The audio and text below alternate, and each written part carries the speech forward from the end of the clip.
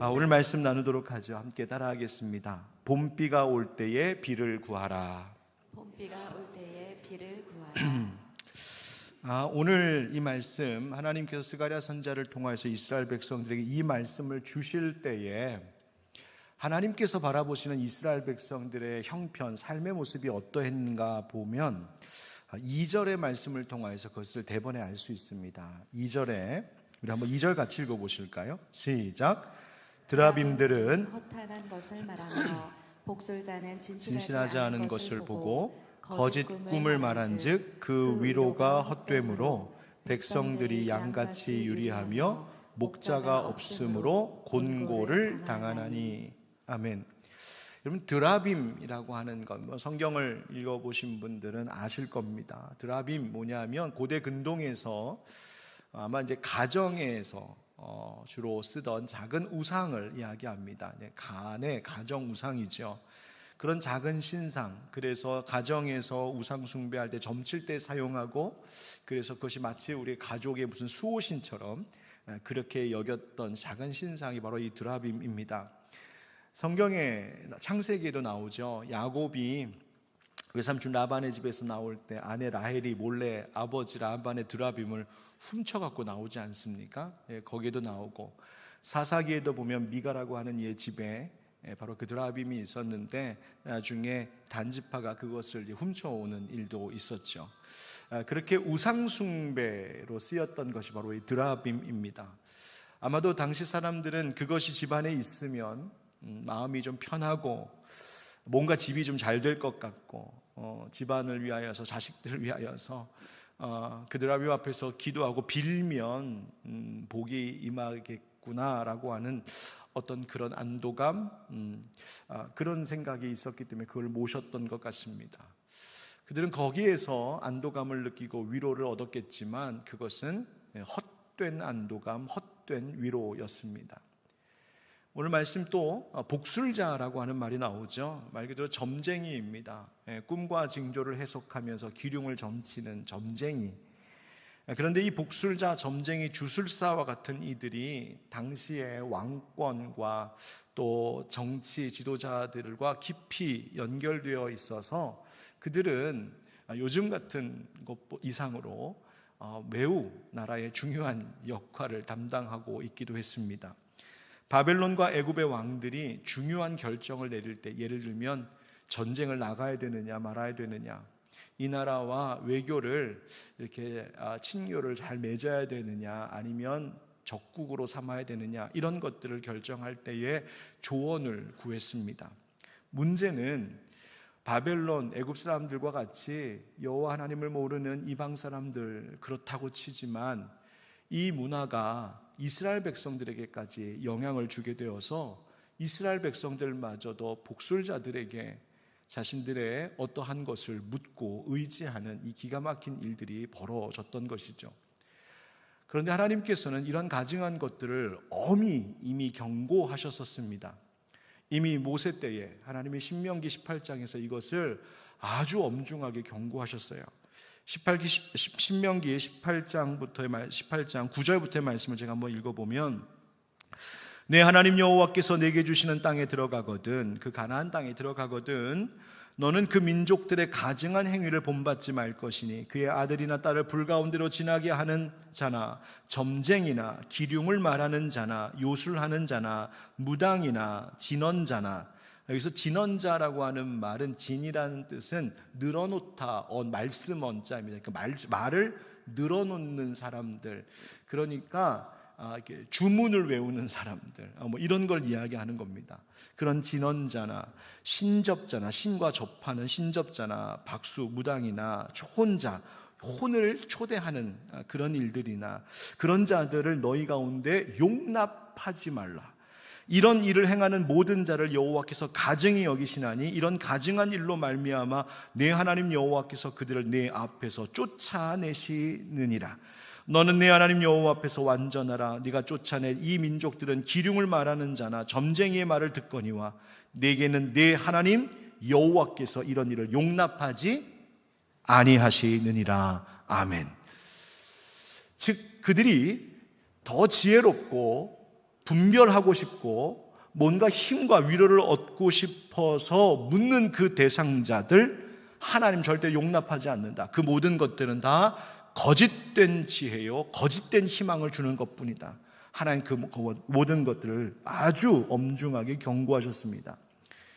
오늘 말씀에도 보면 그래서 그러한 것들을 의지하게 되면 오히려 백성들이 유리방황하는 양과 같이 될 것이요 곤고함을 당한다 말씀하십니다. 그렇다면 왜 이스라엘 백성들에게 하나님이 이 말씀을 지금 하고 계실까? 스가랴 당시에 이스라엘 백성들은 이미 바벨론 포로 생활을 하는 그 고난의 시기를 보내고 이제 예루살렘으로 돌아온 백성임에도 불구하고 여전히 그들의 생활 속에 이러한 헛된 것을 의지하는 습관들이 남아 있었음을 오늘 본문의 말씀은 시사하고 있습니다. 여러분, 이 말씀을 가만히 묵상해 보면 이것은 단지 이스라엘 백성들만을 두고 하시는 말씀이 아닌 듯합니다. 모든 시대마다 그 나라를 다스리는 통치자들로부터 해서 또 일반 백성, 개인들에게까지도 이런 헛된 것에 의지하고 거기서 뭔가 위로와 지혜를 얻으려고 하는 일들은 모든 시대마다 있어 왔습니다.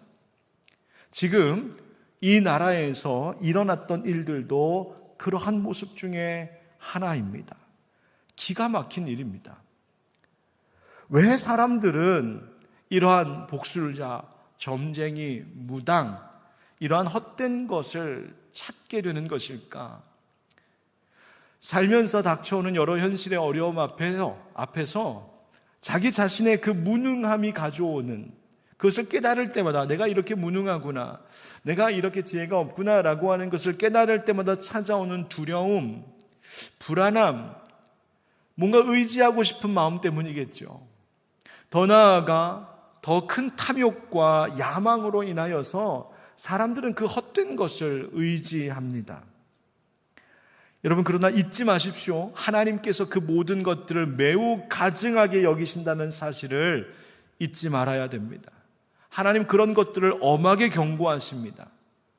하나님을 알지 못하고 하나님 믿지 않는 사람들이야 그들의 영혼이 아직 어둡고 어리석어서 그렇게 한다 치더라도 이스라엘 백성과 같이 하나님을 아는 사람들, 이스라엘 백성들과 같이 하나님께 택함 받은 사람들, 우리 예수 믿는 그리스도인들이 혹여나 이러한 것들을 의지하고 매달리고 이러한 것들에 끌려다니는 것은 정말 하나님께서 진노하실 일입니다. 옛날에, 요즘은 그런 거 잘 없었던 것 같은데 예전에 우리 사회에 이제 뭐 미신, 무당, 점치는 거 뭐 이런 것이 더 지금보다 일반적일 때 교회 목사님들이 가정에 신방 가면, 요즘처럼 우리 지금 대신방, 일제신방 하지 않습니까? 그것처럼 목사님들이 가정에 신방 가면 하시는 일 중에 하나가 그거였습니다. 집안에 딱 보이는 부적 다 떼버리고 예수 믿는다고 하면서도 기왕이면 하나 더 많으면 많을수록 좋은 거 아니야? 아직 우리가 깨어있지 못할 때에.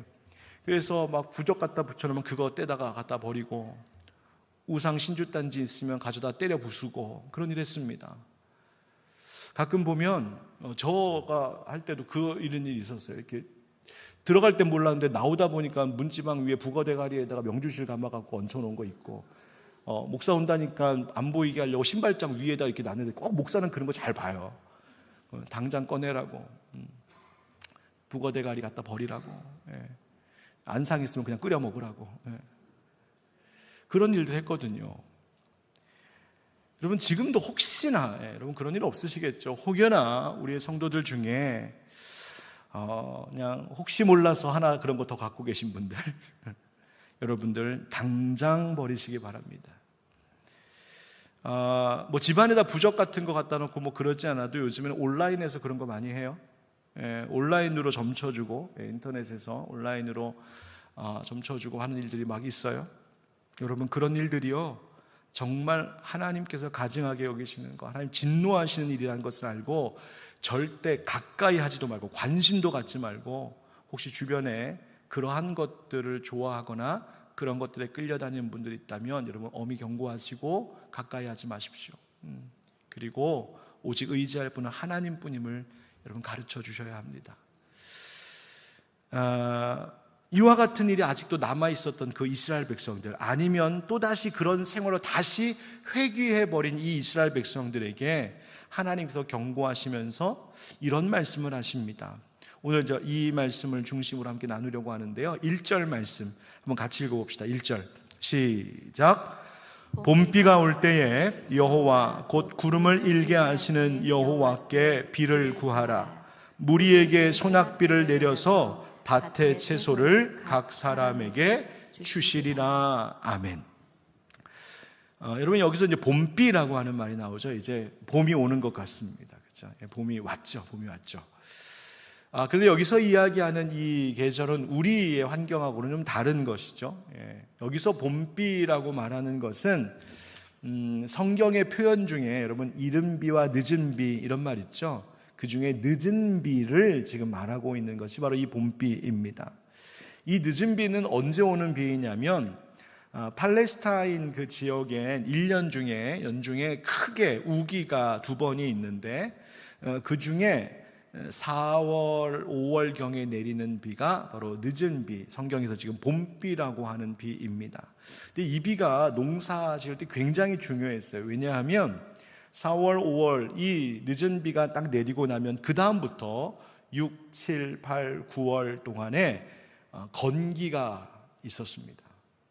그러니까 그 다음 가을에 보리와 같은 수확을 거두려면 그 전에 이 늦은 비 때 비가 충분히 와서 그 건기를 견뎌낼 수 있게 해야 했습니다. 그래서 절대적으로 필요한 비가 이 봄비, 늦은 비였어요. 그래서 하나님께서 뭐라고 말씀을 주시냐면 봄비가 올 때에 그 시기가 되면 뭐 하라고 하냐면 여호와 곧 구름을 일게 하시는 여호와께 비를 구하라 말씀하십니다. 여기서 먼저 주목할 것은 누구에게 비를 구하라? 여호와 하나님께 비를 구하라. 뭘 뜻하는 겁니까? 비를 내리시는 분은 여호와 하나님이시라는 거예요. 그들이 여전히 붙잡고 있었던 드라빔도 아니고 그들이 찾아가서 묻던 복술자도 아니고 그들 복술자들 점쟁이들이 찾았던 다른 신들이 아니라 너희에게 비를 내리시는 분은 오직 여호와 하나님이시라고 하나님 다시금 스가랴를 통해서 강조하고 계십니다. 그러니 거짓 신들에게 구하지 말라는 겁니다. 참신이신 유일한 하나님이신 여호와 하나님께만 너희의 필요한 것을 구하라고 명령하십니다. 사랑하는 성도 여러분, 우리도 이 하나님의 경고와 가르침을 잊지 않고 살아가기를 간절히 소망합니다. 하나님 외에 다른 것들 자꾸 의지하려고 하지 마십시오. 하나님 외에 다른 것들에게서 어떤 해결책이나 지혜나 힘을 얻으려 하지 마십시오. 오늘 성경은 그 모든 것들이 다 거짓 신들이라고 말하고 있습니다. 에이 목사님, 우리가 그렇다고 그런 걸 신으로 여기는 건 아니에요. 뭐 우리가 신으로 숭배하고 그러진 않아요.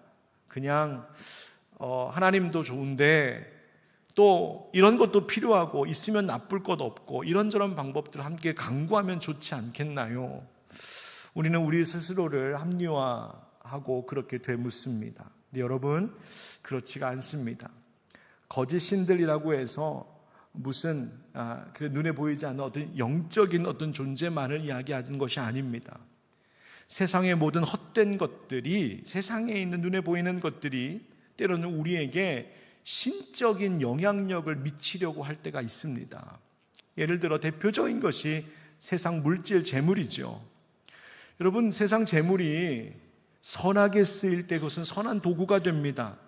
하나님의 영광을 위한 도구가 됩니다. 교회를 세우는 일, 선교하는 일, 어려운 이웃을 구제하는 일 등 그 물질이 선하게 하나님의 뜻에 따라 쓰이면 그것은 선한 도구 됩니다. 그런데 이 물질 재물이라는 것이 묘해서 우리에게 신적인 영향력을 펼치려고 할 때가 있습니다. 우리의 숭배를 받으려고 합니다. 어느 순간 그 물질이 우리의 마음을 사로잡습니다. 우리의 관심을 거기에 다 쏟아버리게 만듭니다.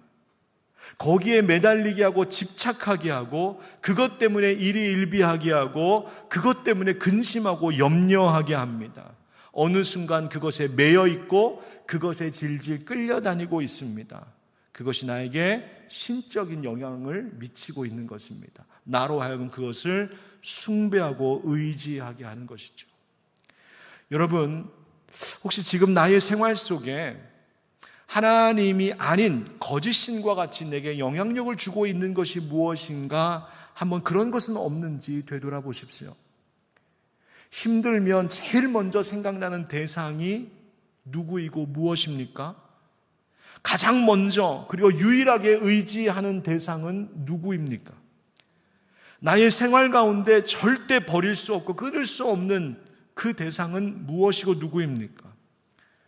요즘 나를 가장 즐겁게 하는 것, 요즘 나에게 행복을 주는 것, 그게 뭡니까? 내 삶의 의미를 찾아주고 위로와 힘을 얻게 하는 것이 누구이고 또 무엇입니까?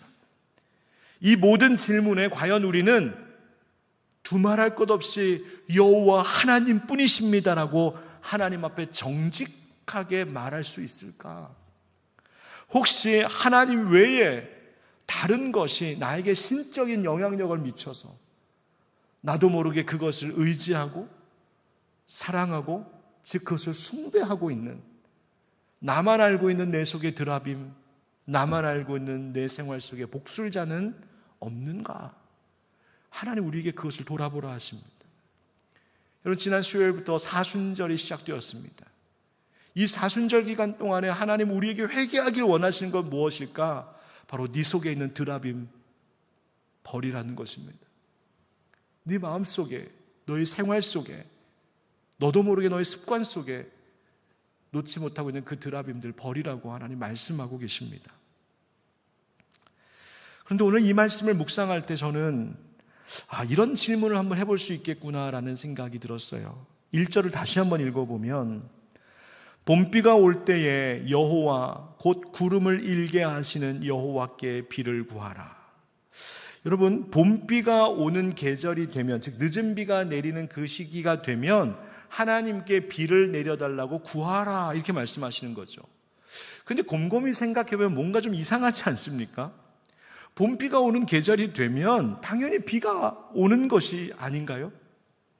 그 계절이 되면 팔레스타인 땅에 늦은 비가 내리는 것, 그것은 예상 밖의 일도 아니고 뜻밖의 일어날 일이 아닙니다. 기적 같은 일이 아니라 그 팔레스타인 땅에 사는 사람들이 오랜 기간 동안 살면서 그들의 반복되는 그 기후 가운데 역사 속에서 경험하고 터득한 겁니다. 이때가 되면 비가 와. 그리고 이 비가 우리의 농사에 중요해. 그 비를 알았습니다. 경험적으로 알았어요. 늘 그렇게 되어 왔었던 일입니다. 그런데 봄비가 올 때가 되면 그냥 비가 오는 것인데 왜 하나님은 비를 달라고 구하라 하실까? 비 달라고 구하는 것은 비 안 올 때, 비가 와야 되는데 안 오면 구해야 되는 것 아닌가요? 그런데 하나님, 어차피 때가 되면 내리는 비인 것 같은데 그 봄비가 내리는 계절이 되거든 하나님께 비를 구하라. 그렇게 말씀하십니다. 무슨 말인가요?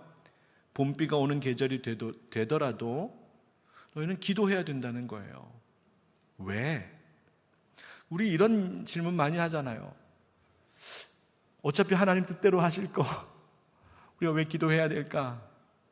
하나님, 내가 기도하지 않아도 다 아실 텐데 우리 왜 기도해야 되는 것일까? 등등 이런 질문할 때가 있습니다.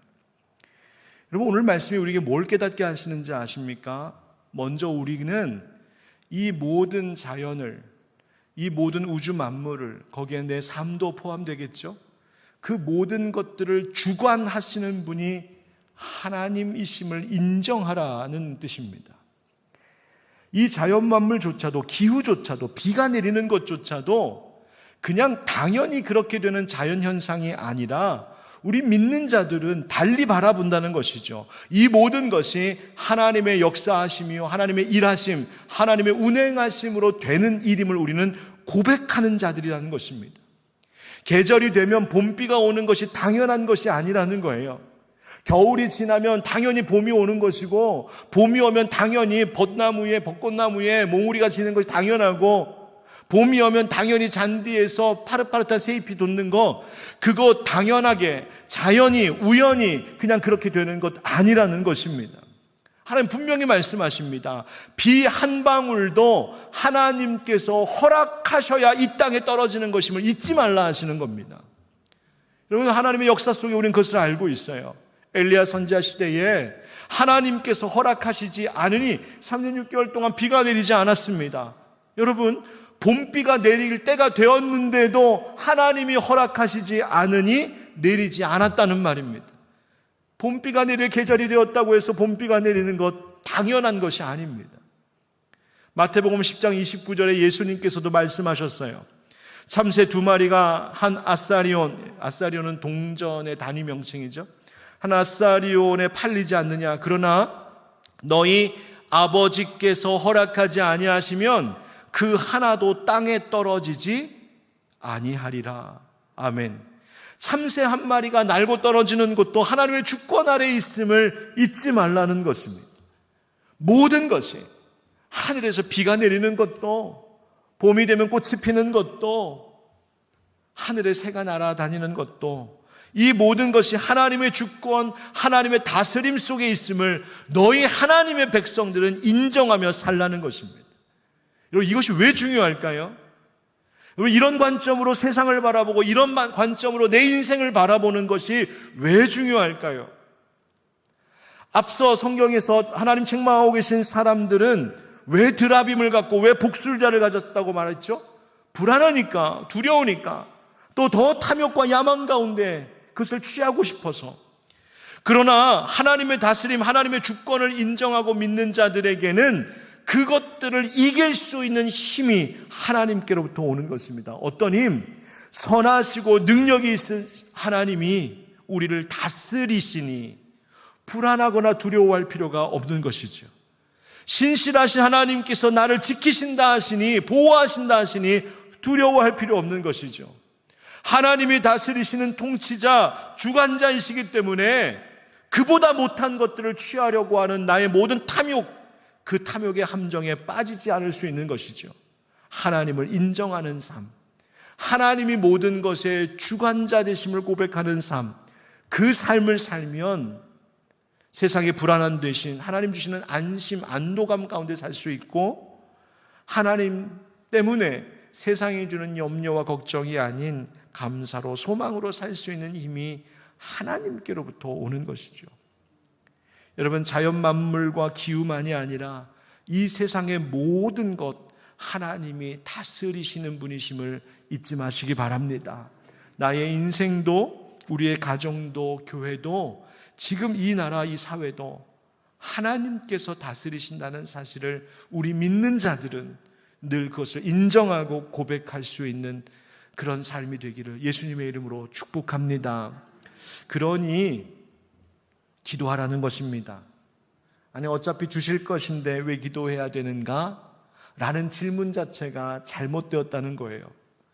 어차피 하나님께서 알아서 하실 텐데 뭐 때문에 기도해야 되는가? 라고 하는 질문은 우리가 기도의 참 의미를 오해하고 있기 때문에 생기는 질문이라는 거예요. 어떤 오해? 내가 기도를 하면 하나님이 그렇게 하시고, 내가 기도를 하지 않으면 하나님께서 하고 싶으셔도 못 하시는 것처럼 우리의 기도를 착각하고 있는 것이죠. 나의 기도를 하고 안 하고의 여부로 인하여 하나님께서 하시려는 뜻과 계획에 영향이 가고 하나님이 하시려는 일들이 제한받을 수 있다라고 우리가 은연중에 교만하게도 착각하고 오해하고 있는 것이죠. 여러분, 아닙니다. 우리는 하나님을 조정할 수 있는 존재가 아니에요. 내가 기도하는 것으로 하나님을 이렇게 저렇게 바꿀 수 있는 것이 아닙니다.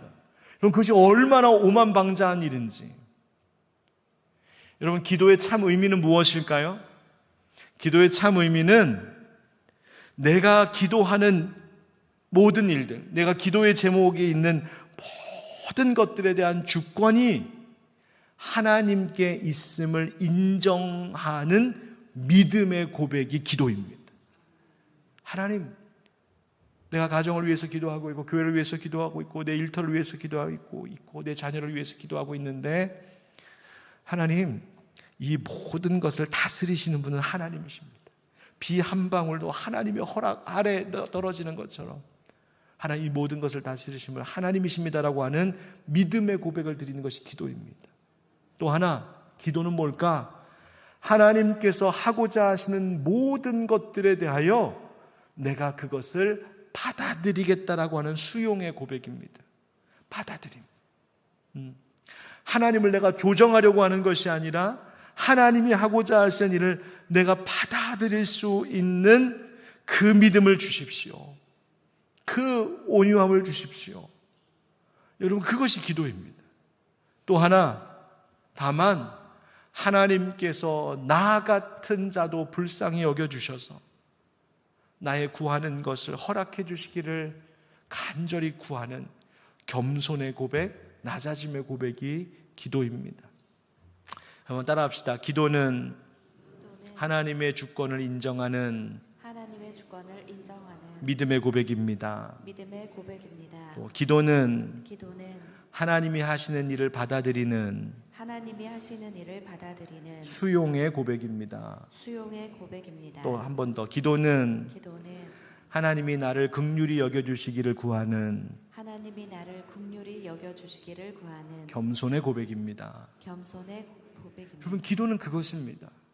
내가 기도를 하고 안 하고로 인하여서 하나님이 영향을 받으시는 것이 아니라 기도를 통하여서 내가 온전히 하나님께로부터 내가 영향을 받는 것, 기도를 통하여 하나님을 조정하려고 하는 것이 아니라 기도를 통하여 하나님이 나를 조정하시고 하나님이 나를 수정해 주시기를 구하는 것, 그럼 그것이 기도입니다.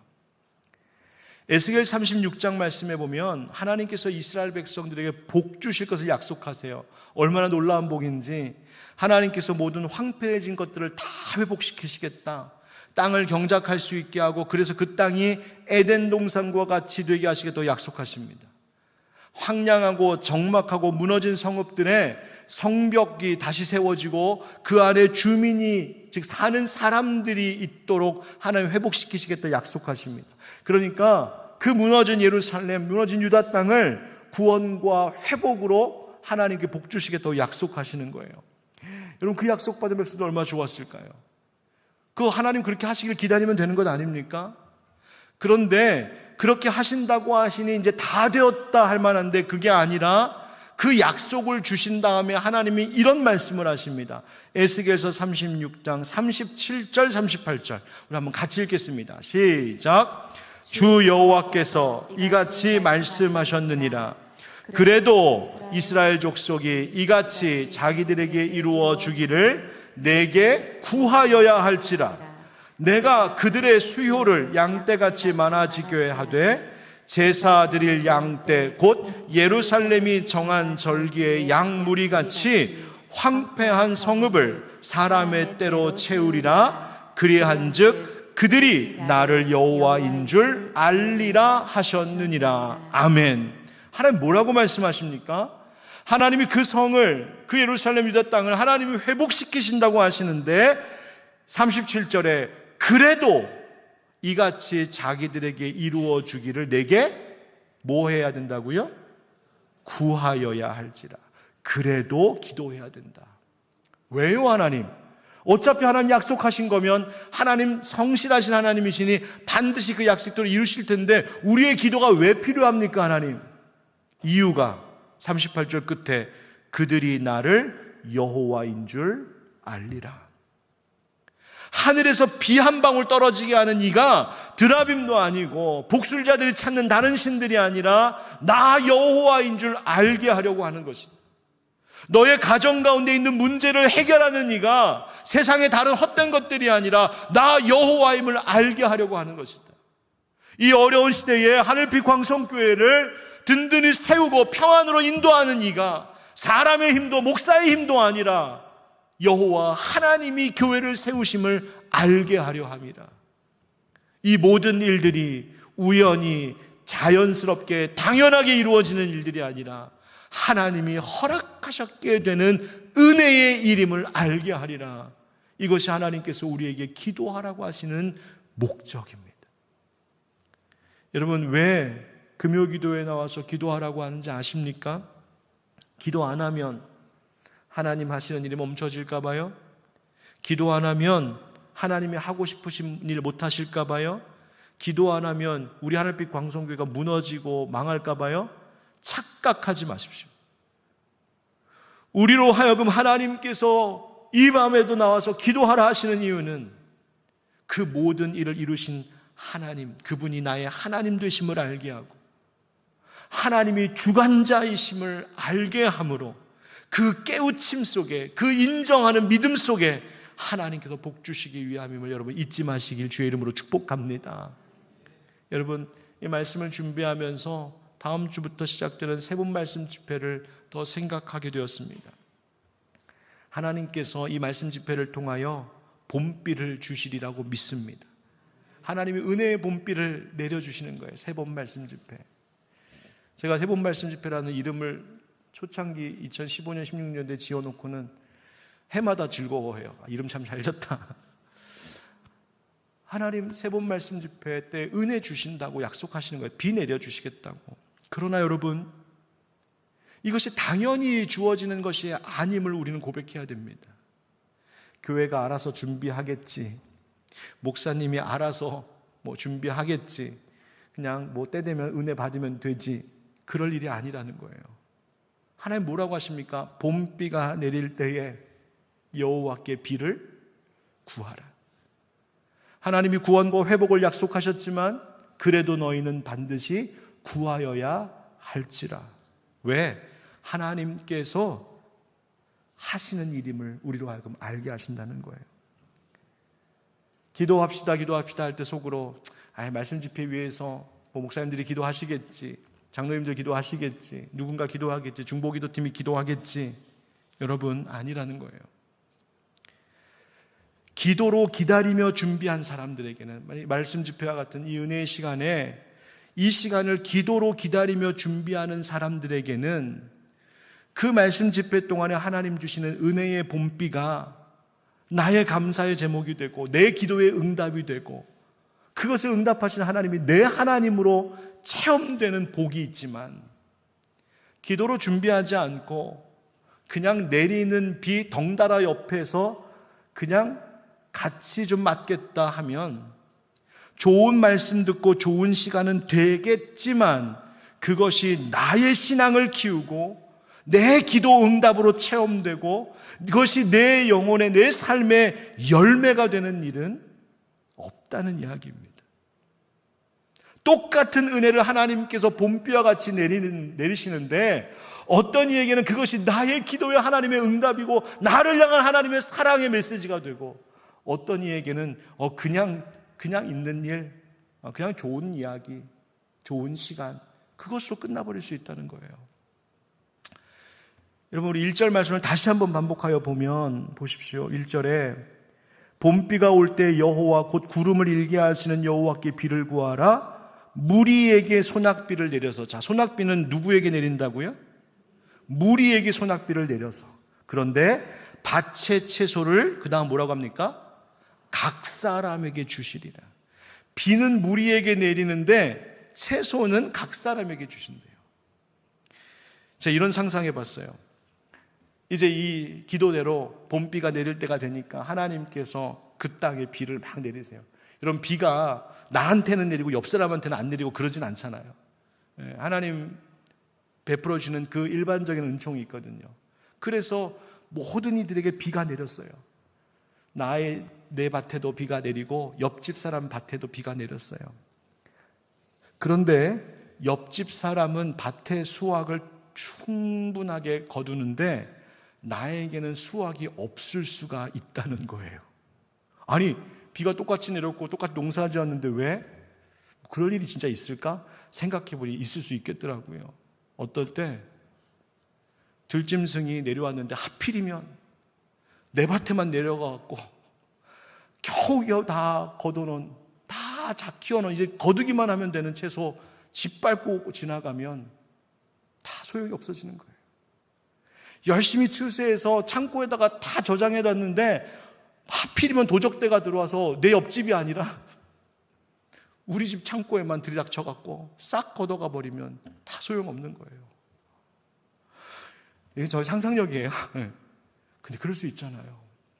하나님께서 우리 하늘빛 광성교회 이번 말씀 집회를 통하여서 봄비를 무리에게 내리시는데 거기서 은혜의 채소를 거두는 이는 과연 몇 명이 될 것인가? 어떤 가정이 그 은혜를 내 열매로 맺을 것인가? 어떤 사람이 이번에 하나님 주시는 그 봄비가 나를 향한 하나님의 축복이 되게 할 것인가? 그것은 내가 그 비를 하나님께 구할 것이냐, 내가 기도할 것이냐, 기도로 준비할 것이냐에 달려있다는 거예요. 사도행전 2장 말씀에 보면 오순절 다락방에 하나님께서 약속하신 대로 성령을 충만하게 내려주시는데 그 성령이 임했던 모습을 보면 이렇게 되어 있습니다. 2절부터만 읽어볼게요. 호련히 하늘로부터 급하고 강한 바람 같은 소리가 있어 그들이 앉은 온 집에 가득하여 마치 불의 혀처럼 갈라지는 것들이 그들에게 보여. 그 다음 중요합니다. 누구 위에? 각 사람 위에 하나씩 임하여 있더니. 하나님께서 그 공간에 그 무리들 가운데에 성령의 충만함을 주셨어요. 그런데 동시에 하나님께서 보게 하신 것은 뭐냐면 그 성령이 각 사람에게 임하여 있다는 거예요. 여러분, 이번 집회 가운데에 하나님께서 봄비와 같은 은혜, 오순절 마가의 다락방과 같은 성령의 충만한 은혜를 부어주실 것인데 과연 그 가운데에 정말 하나님이 주시는 은혜의 결실을 거둘 사람은 누구인지, 내 머리 위에 하나님께서 내려주시는 그 성령의 불을 받을 사람은 누구인지, 여러분, 기도로 준비하는 자에게 그것이 임하게 될 줄 믿습니다. 여러분, 하나님의 은혜 주시는데 나랑 상관없는 일이 되면 어떡하겠어요? 하나님이 우리에게 봄비 내려주신다는데 내 집, 내 가정과는 상관없는 일이 되면 어떡하겠어요? 여러분, 하나님 주실 예비하신 그 비의 은혜가 정말 나를 향한 하나님의 사랑과 축복의 메시지가 될 수 있도록 남은 한 주 동안 기도로 사모함으로 준비하시는 여러분에게 축복합니다. 이제 마지막으로 시편 147편의 말씀을 한번 읽고 마치도록 하겠습니다. 제가 시편 147편 1절부터 12절 말씀을 천천히 한번 읽어보겠습니다. 할렐루야. 우리 하나님을 찬양하는 일이 선하며 찬송하는 일이 아름답고 마땅하도다. 여호와께서 예루살렘을 세우시며 이스라엘의 흩어진 자들을 모으시며 상심한 자들을 고치시며 그들의 상처를 싸매시는도다. 그가 별들의 수요를 세시고 그것들을 다 이름대로 부르시는도다. 우리 주는 위대하시며 능력이 많으시며 그의 지혜가 무궁하시도다. 여호와께서 겸손한 자들은 붙드시고 악인들은 땅에 엎드러뜨리시는도다. 감사함으로 여호와께 노래하며 수금으로 하나님께 찬양할지어다. 그가 구름으로 하늘을 덮으시며 땅을 위하여 비를 준비하시며 산에 풀이 자라게 하시며 들짐승과 우는 까마귀 새끼에게 먹을 것을 주시는도다. 여호와는 말의 힘이 세대하여 기뻐하지 아니하시며 사람의 다리가 억세다하여 기뻐하지 아니하시고 여호와는 자기를 경외하는 자들과 그의 인자하심을 바라는 자들을 기뻐하시는도다. 예루살렘아 여호와를 찬송할지어다. 시온아 내 하나님을 찬양할지어다. 아멘. 8절 말씀에 하나님께서 구름으로 하늘을 덮으시고 땅을 위하여 비를 준비하신답니다. 비를 준비하신 하나님이 비를 내리시면 산에 풀이 자라난답니다. 하나님이 들짐승들을 먹이신답니다. 하나님이 은혜 주실 준비를 다 하신다는 거예요. 그런데 중요한 것은 그 은혜가 나를 향한 하나님의 은혜가 되고 그 안에서 내가 의의 열매가 되도록 결실하기 위해서는 11절 12절의 고백처럼 그의 인자하심을 바라는 자들이 되어야 된다. 여호와를 찬송하는 자가 되어야 된다. 하나님을 찬양하는 자가 되어야 된다. 그 은혜를 주신 하나님을 믿고 기도하며 하나님 앞에 구하는 자들이 될 때 하나님 준비하시는 은혜를 우리에게 부어주시는 줄 믿습니다. 여러분, 오늘의 이 기도회가 그리고 남은 한 주 동안에 하나님 부어주실 그 은혜를 갈망하며 하나님 준비하신 그 봄비를 내게 내려 주시옵소서. 간절히 구하며 준비하는 한 주가 되기를 예수님의 이름으로 축복합니다.